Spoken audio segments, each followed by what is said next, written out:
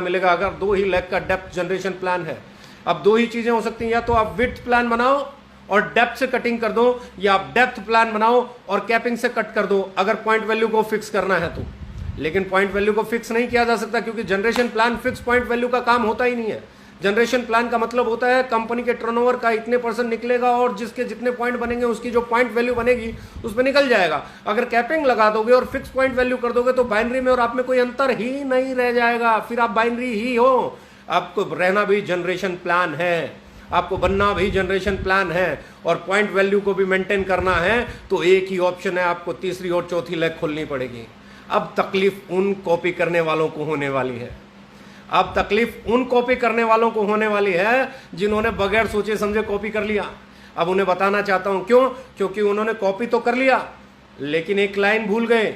उन्होंने हमारे business volume को कॉपी नहीं किया, उन्होंने हमारी क्वालिटी को कॉपी नहीं किया, उन्होंने हमारे रेट्स को कॉपी नहीं किया, उन्होंने हाई बिजनेस वॉल्यूम दिया है। साहब हम तो आ गए 88.5% देते हैं बिजनेस प्लान के अंदर, और बाकी का बचा हुआ 11.5% कोरोना रिलीफ फंड में देते हैं। बिजनेस वॉल्यूम का 100% डिस्ट्रीब्यूशन करते हैं। अब वो हाई बिजनेस वॉल्यूम के साथ 100% डिस्ट्रीब्यूशन कैसे कर पाएंगे?